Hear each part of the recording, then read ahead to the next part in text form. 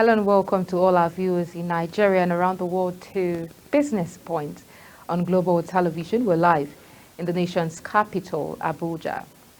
Now, the food crisis in Nigeria is a pressing issue that needs urgent attention. Several factors contribute to this crisis, including extreme weather conditions, conflict and instability, economic challenges, and poor agricultural practices. Now, one significant factor is climate change, which has resulted in irregular rainfall patterns, drought, floods, adversely impacting agricultural productivity, and also ongoing conflict and instability in certain regions in Nigeria. Insecurity, majorly, is one of the reasons why we have food crisis in Nigeria, particularly in the northeast, which has led to displacement of communities, destruction of farmlands, and disruption of food supply chains, as well as other economic challenges like inflation, contributes to the food crisis, with high level of poverty and unemployment and inflation affecting people's purchasing power and access to nutritious food. Many Nigerians sadly struggle to afford basic food items, leading to malnutrition, hunger, and further invasion into crime. My guest on the program is Lugard Okonobo, who is the Director General, NIJWED Project. He will be discussing for the food crisis in Nigeria with me. We'll take a quick break, and when we return, we would have Lugard Okonobo on board. Please stay with us.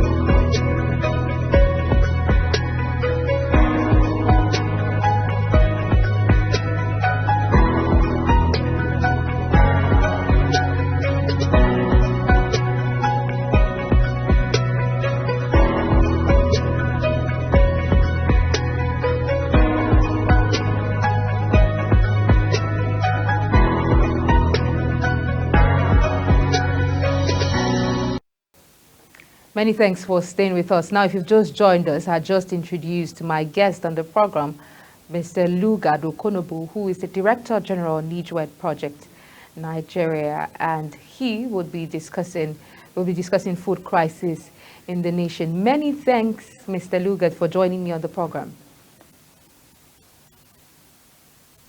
Yeah, good morning. Thank you for having me once again. How are you doing? It's a pleasure having you. Now, we see the current rate of inflation, economic hardship, the hike in food prices, most especially. What do you make of these scenarios playing out currently, especially with insecurity and other economic challenges going on?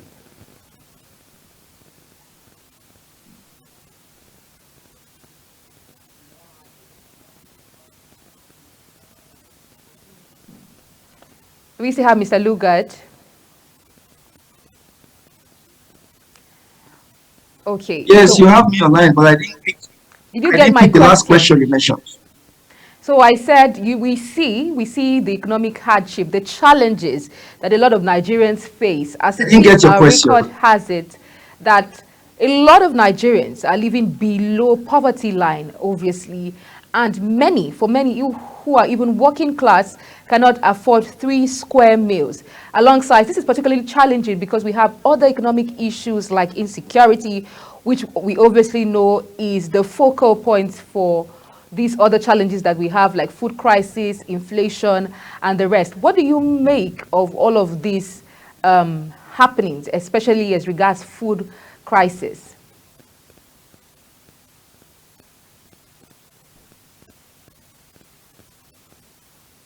Well,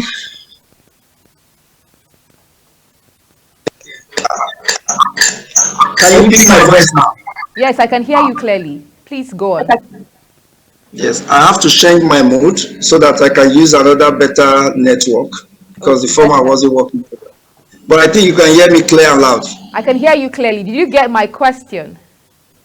Yes, you talked about the rising cost of food prices in the markets and the high cost of living Yes, currently. Am I exactly. right?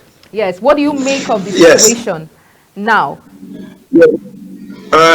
Number one, it should not have been this heightened, but it's good we get a good background of what has transpired so far since the coming in of President Bola Ahmed Tinubu. The first thing you will recognize is that the president was sworn in May 29th, 2023, and that period, May, happens to be the farming season. Farmers were still farming as at April, which is just the beginning of the farming season. And so,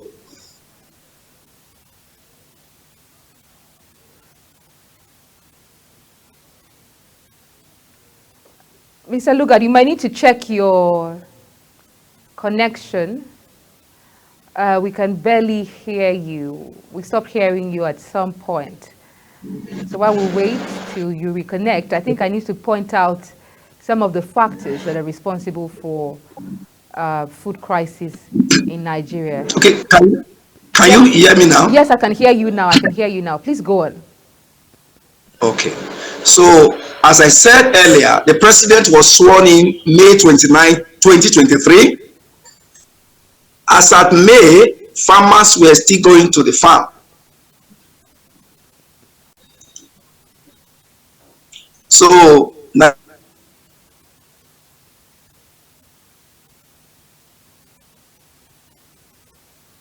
While we wait for Mr. Lugard to, reconnect, um, let's take a look at addressing food crisis in Nigeria and the approach that the government would need to take that is required.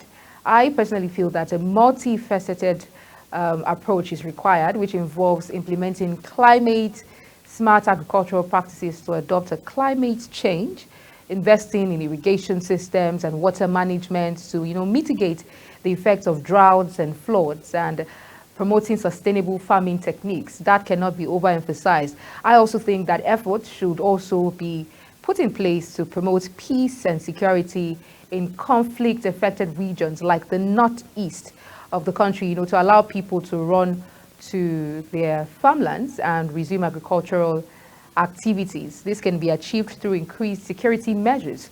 We hear and we see that measures are being put in place by relevant agencies and government agencies to ensure that the lives and properties of people are safe and secure. We need to advocate for intense and increased security measures, community reconciliation initiatives, and support for livelihood restoration programs. Also, I think there's a need for economic reforms such as job creation. Now, a lot of people, one of the core causes of the main reason why we face all of this that we face is lack of job creation. Yes, key priority should be made into job creation so that we have people coming to embrace agriculture. We have young people. A system should be put to integrate young people into agriculture, partaking in agricultural value chain so that they can be sustained. I believe we'll come back to some of the measures that we can take to alleviate some of the challenges that we face. I believe we now have Mr. Lugard with us now. Hello, Mr. Lugard. very well. Yes, please. Yeah, I'm here with you. Exactly. Many thank you. You can please go ahead. Yes, like I said earlier, the farming season begins in the month of April and May. That in the month of May 2023, when President Bola Ahmed Tinubu was sworn, it was the midway of the first leg of the farming season, especially for people who were farming crops that mature within 3 months. And when he came in, he removed the fuel subsidy, which we all know on the day of his swearing in. As at that time, Nigerians did not really know the implication of what may happen. But right now, we are beginning to feel the heat because the removal of the fuel subsidy has also increased the cost of doing business, which by extension has also affected farmers. And as at that time of farming, you recognize very well that we're still harvesting in the month of June, July, August. So people did not really feel the heat. But right now that we are more in the dry season, it has also affected the planting dynamics. And for sure, we have low quantity of foodstuffs available, insecurity contributing, making farmers not to be able to farm in their farmlands. And you also have the high cost of doing business. So all these cumulate together has affected the cost of prices of foods in the market. So it's always good to trace back to where we were when he came on board as the president of the country and where we are right now. Thank you. Thank you very much. Now let's look at specific actions that have been taken by the government to, mitigate the effect of this food crisis on Nigerians. What specific actions can we look at and say that the government have taken or initiative to mitigate this? Now we see that it's reported in the news that today the president obviously is meeting with governors and relevant service chiefs to ensure that the prices of food come down. Now, this is not the first of such meetings that we're seeing. We've had several other meetings like this. Maybe what makes it different this time around is that the president is going to be in attendance, to deliberate on rising food costs in Nigeria. But quite frankly, we've had other kinds of meetings where, various groups, like we had the CNG group, meet as regards insecurity and all that. What particularly makes this different, and what are your expectations? Now, I know this is a double barrel question, but I want you to look at some of the previous policies that have been put in place to ensure that food crisis is mitigated, and then your expectations from this meeting. If I will answer your question rightly. Yes, please. Well, my expectation from this meeting should be that if we need to address food crisis, we must look at agriculture holistically. Agriculture as it is has 5 P's. The first P is the P of production. What is our production capacity? Why is it that during the dry season we cannot farm? Have we gone to study other climates, other countries? How is it that they are able to have all-season farming? The Nigerian government, when I say Nigerian government, I mean both federal, state, and local governments should come together and address the issue of agriculture across the 5 P's. First of all, production. We should be able to produce food in all the seasons, whether dry season or rainy season. But as it is right now, as I speak to you, during the dry season, the farmers who are farmed during the rainy season, they are out of job because our irrigation system is still operating at a very low level. So we must be able to produce food during dry season and the wet season. When you produce your food from the farm, the next stage you begin to look at is preservation. What preservation mechanism do we have, especially in a country like Nigeria that you wake up tomorrow, they tell you that there's a grid collapse? We need efficient and constant power that will be available to power our machineries so that we can preserve our foodstuff.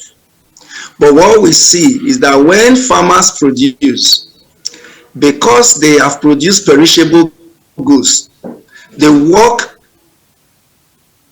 strictly to see how they are able to push out all the foodstuff that they have produced because they needed to reduce wastage.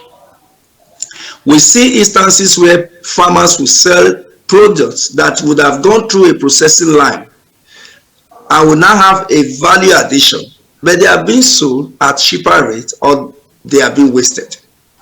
So government should begin to look at how they address the issue of power so that we can be able to preserve our foodstuff and now begin to process it. So the third P is the P of processing.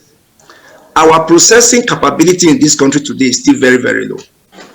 So you find out that, well, research have it that almost 60% of what farmers produce are wasted, either right in the farm due to insecurity or inability to convey such produce out of the farm, either within the roads because of bad road that you see goods. Sometimes we travel along the highway, we see trucks that collapse because of the bad road, and that provides huge wastage of farm produce.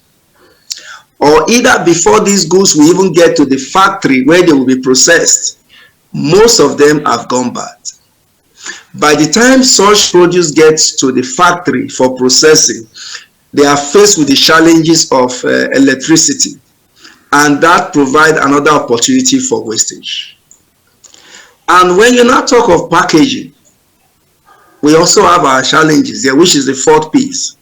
So if President Bola Ahmed Tinubu will be having meeting, agriculture should be addressed beyond the level of giving marching order for our food reserves centers to be open. When you open that, there is also the challenge of those who are the money bags, who just want to hijack agri produce and go and restore. Because as it is right now, we don't have a tracking system to track a truck that loads grains from a silo that is on the highway. So what mechanism has the government put in place? And the question is simple calculation. Someone that knows he has a lot of money and we're in dry season and he knows that farmers are no more farming, can buy off the whole produce, lock it up and wait for when there is scarcity and jack up the price. That is what we see. But if we happen to have all season farming, the person who intends to hoard already knows from the one that there is already surplus from the production line. So what we should begin to look at is how do we increase our production, promote preservation, get modern equipment to process, and then we can package. That way we have a huge value chain for our agri produce and the farmers will have value for their money. Let's not forget the issue of insecurity, poor infrastructure, other incidences that affect the entire value chain of agriculture. Thank you. Many thanks, Mr. Lugard. Now, as regards storage, because you mentioned storage facilities should be provided for farmers, and then you also mentioned all-season farming. Can you delve deep into farming in all season? How is this feasible? How can this be done? You know, where we would have, because we quite understand that climate change also affects food crisis in Nigeria. So how can climate change, unfavorable climate change, marry all season farming? Last December, I was in Adamawa State. I traveled a journey of about 2 hours, 15 minutes between Yola and Gombe.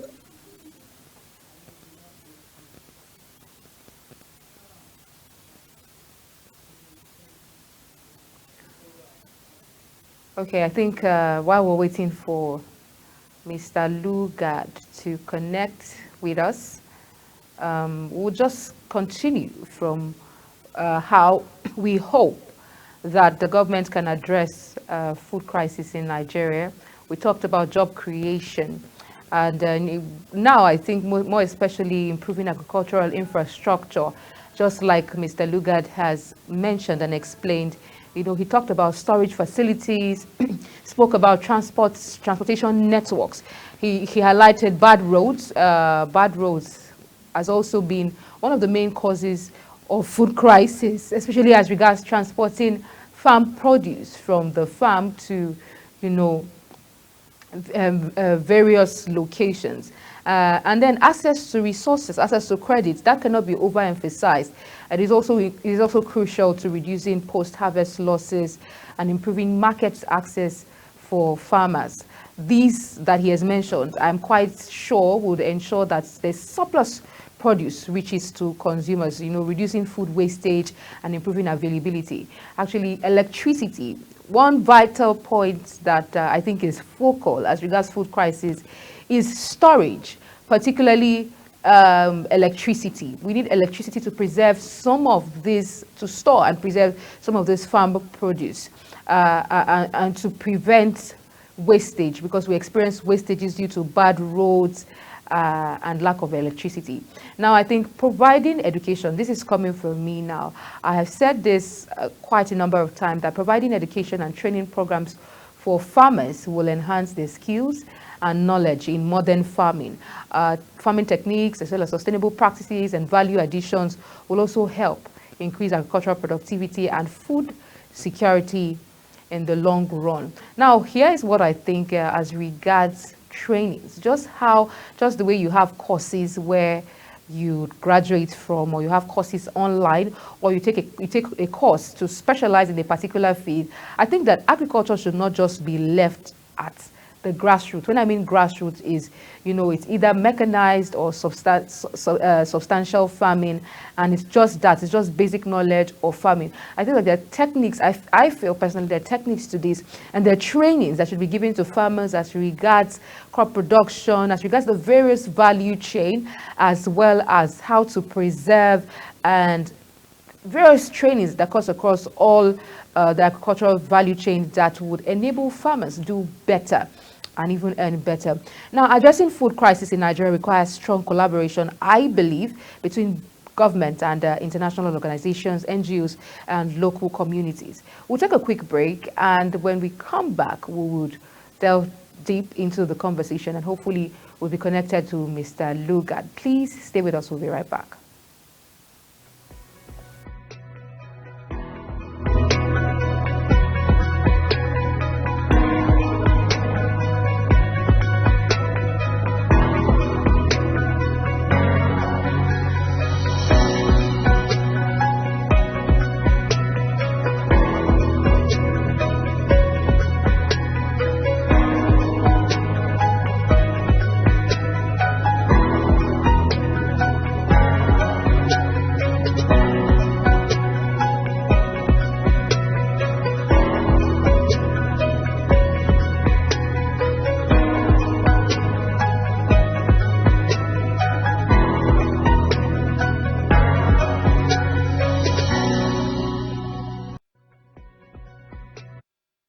Many thanks for staying with us. Now, if you've just joined us, this is Business Point live on Global TV, and we're live in the nation's capital, Abuja. And before the break, we were speaking with Mr. Lugard Okonobo, who is the Director General of the NIGWED project.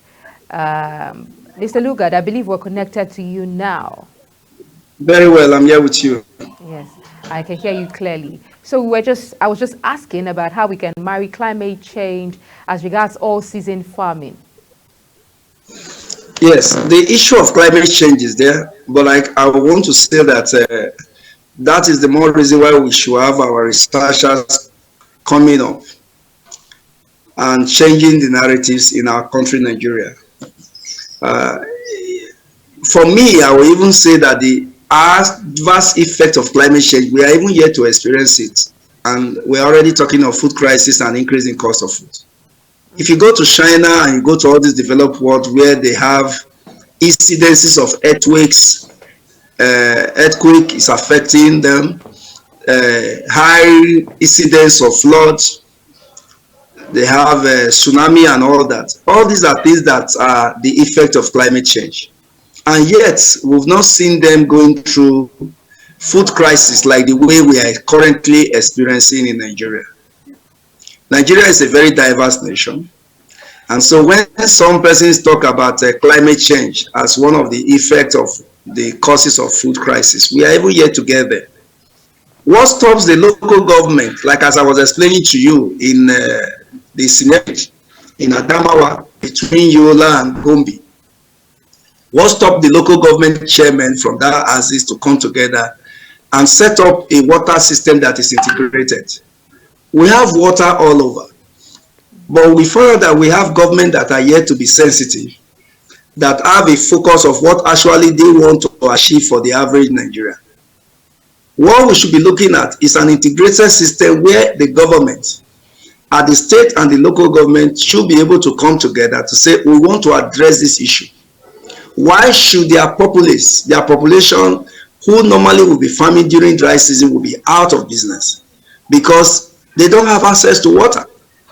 So not to stop them from coming together to look at a way that they can provide an integrated water system that will provide irrigation for their farmland and keep their farmers farming all season. Let's not forget that we still have the effect of climate change. But climate change, as I said, has not gotten so deep in Nigeria that it will be affecting the production of food in Nigeria. What we are going through in Nigeria as regards food crisis, as I explained earlier, are incidences that are totally deviated from the issue of climate change. We have insecurity, we have poor infrastructure, be it roads, water, and light. We have non-accessibility to credit to farm. We have poor farming equipment, and even the ones that are available are out of the reach of the poor farmers. So what I will advise government is to do a complete study and overhaul of our system. We need to understand the Nigerian dynamics, study our demography to know what will work for agriculture to move in our country, Nigeria.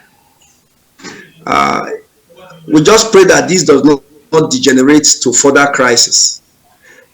Last week, I watched a video of somewhere in Lagos.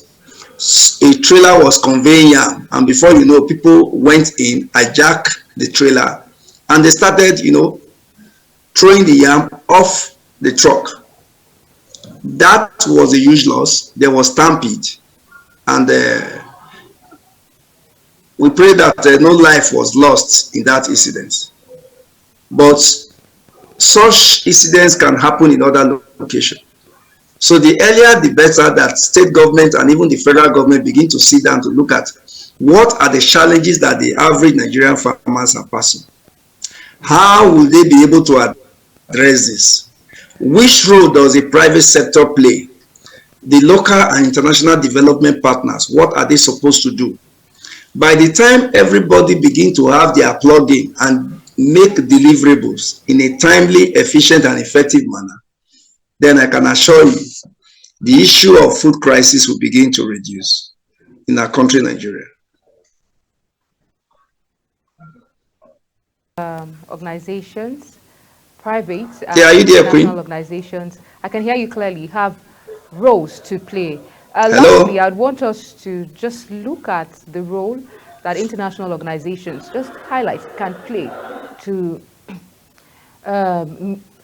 address food crisis in Nigeria.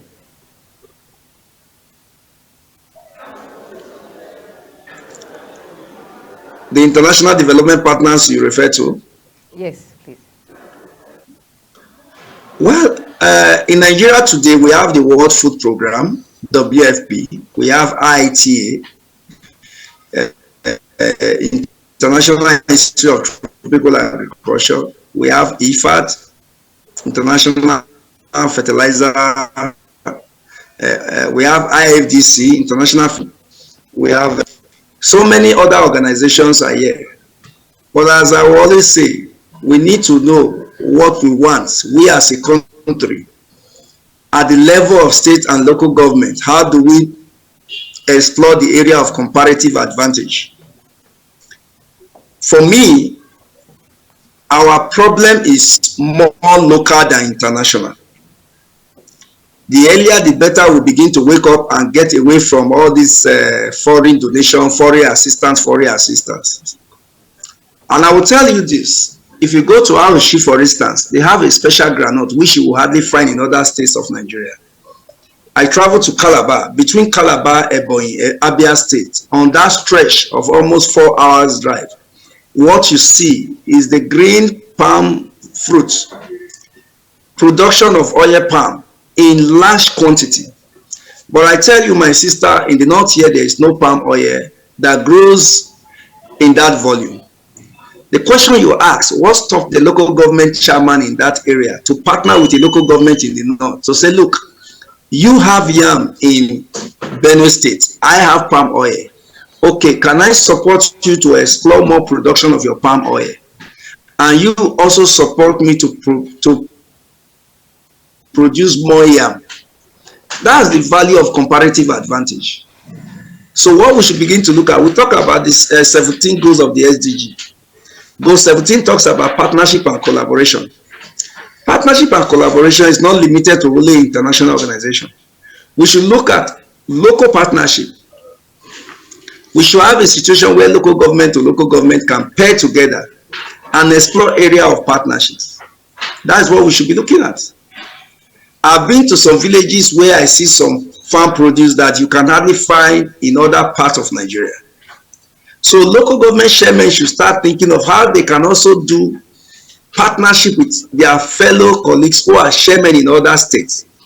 That way, they can now be able to explore more production of their agri-produce rather than just relying on international donors and partners. And don't forget, these international donors, they have their own challenges that they need to also address. They have the environment within which they work. So, yes, they are important, we need them, but they should not be our first priority to call upon for rescue. That is my take on the issue of involving the international development partners in what we do as regard to agriculture and by extension the food crisis that we're experiencing in Nigeria. Okay. Thank you. Thank you, Mr. Lucas. And now lastly, I'm just going to ask you these questions. While we wait for government intervention, we hear that they're having a closed-door meeting today. We hope for the best as regards the outcome of the meeting, and we pray that drastic measures are taken to push down the effects of food crisis in Nigeria. What do you think that farmers and those involved in the agricultural value chain can do for themselves and for Nigerians to, tone down or that would help them work effectively amidst all of the crises that we're experiencing? The average Nigerian investor, businessman, they are doing their best. But when you have policy somersaults, like a case you wake up, the price of dollar has gone up.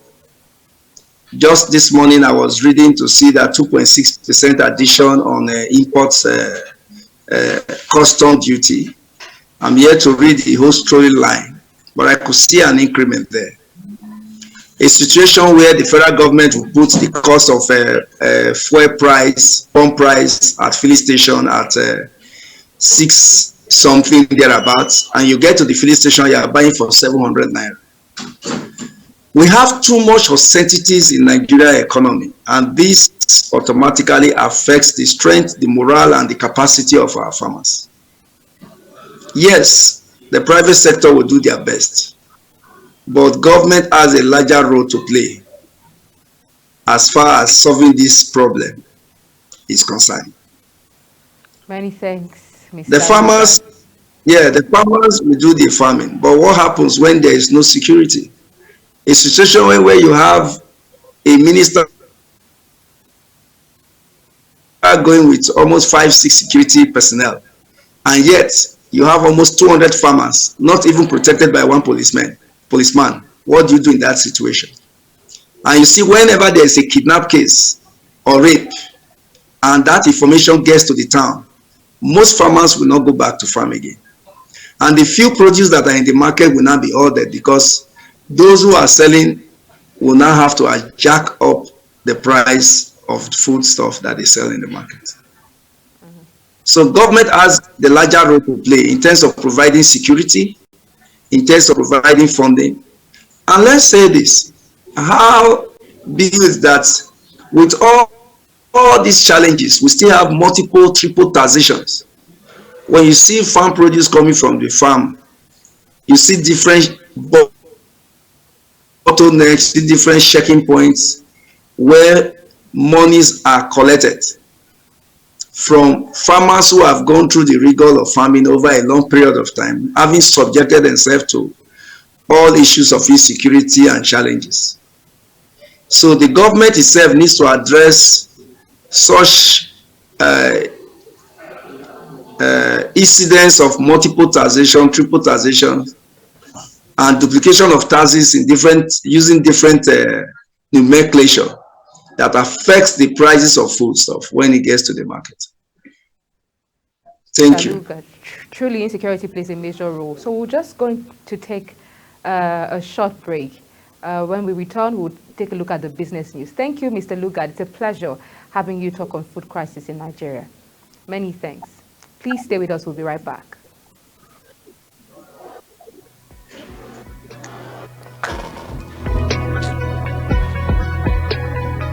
I'll just take the business news.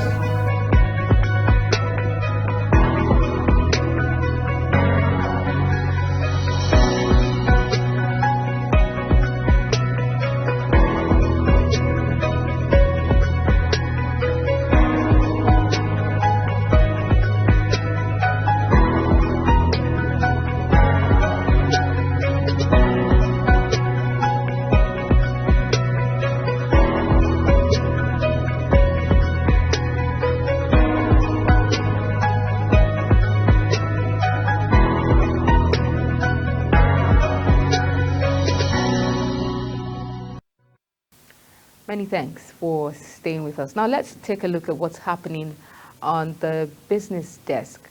The Naira gained marginally against the United States dollar on Tuesday, appreciating to 1,499 Naira from an all-time low of 1,534 to the US dollar on the official Nigerian Autonomous Foreign Exchange Market. This means the Naira gained by 2.3% or 35 Naira, according to FMDQ Exchange, a platform that publishes official foreign exchange trading in the country. The Naira has depreciated following the removal of fuel subsidy and the unification of the exchange rate market by President Bola Tinubu. Now, Nigeria's crude oil production marginally dropped in January 2024 compared to what it was in December 2023. The Organization of Petroleum Exporting Countries said Nigeria's crude production dropped from 1.422 million barrels per day in December to 1.419 million barrels per day in January, decreasing by 3,000 million barrels per day, according to secondary sources. This was contained in OPEC's monthly oil report released for February 2024. However, the report said that the nation's oil producing rose from 1.33 million barrels per day to 1.42 million barrels per day, based on data obtained through the direct communication. Now, the Minister of State for Petroleum Resources, Heineke Lokpobiri, has called for more investment to explore Nigeria's enormous gas reserves. Lokpobiri made this call on Tuesday at the 8th edition of the Sub-Saharan African International Petroleum Exhibition and Conference held in Lagos. The minister, who was represented at the SAPEC by the Director of Gas, Ministry of Petroleum Resources, Oluremi Komolafe, said the event was significant for the energy sector, especially as a period when energy transition and security is a global topic. According to him, gas is not just a transition fuel in Nigeria, but it is strategic to achieve a more secure energy future and as a catalyst for other national development goals. Now, statutory federal allocations to the coffers of the state government will increase by 69% to 5.54 trillion naira in 2024. According to figures obtained from the 2024 approved budget, states are projected to receive 2.24 trillion naira more than the 3.3 trillion naira disbursed in 2023. The bulk of the revenue shared at FAAC meetings by the federal, state and local governments are earnings from oil export taxes and other statutory allocations. Under the current revenue sharing formula, the federal government gets 52.68% of the revenue, states 26.72%, and local government 20.60%. Now, the Federal Inland Revenue Service has assured businesses in the country of a friendly tax administration. The executive chairman of FIRS, Dr. Zach Adedeji, disclosed this when he hosted the management team of MTN Nigeria led by its chief executive officer, Karl Toriola, in Abuja recently. Adedeji stated the agency's resolve to create an environment for business growth by removing every obstacle in the way of corporate entities was in line with the directive of President Bola Tinubu. The FIRS chairman further explained that the ongoing restructuring at the agency had led to the creation of a one-stop shop for taxpayers according to their turnover thresholds. The federal government has specified new conditions for tolling the Benin-Asaba and Lagos-Abeokuta road corridors, stating that toll collection will only commence upon the completion of 100% of one carriageway. The conditions follow the renegotiation process with Africa Plus Partners Nigeria Limited after heightened inflationary pressures, exchange rate concerns, and reduced vehicular traffic on the highways occasioned by the increase in the pump price of premium motor spirit. It added that other conditions such as the design of the project, the approved construction period, and no variations must be strictly adhered to. The Minister of Works, David Umahi, introduced the new parameters to strengthen the quality delivery and management of road infrastructure under the Highway Development and Management Initiative and ensure efficient utilization of the completed project by road users. And that's it on the business desk. And incidentally, that's where we wrap it up on Business Point here on Global TV.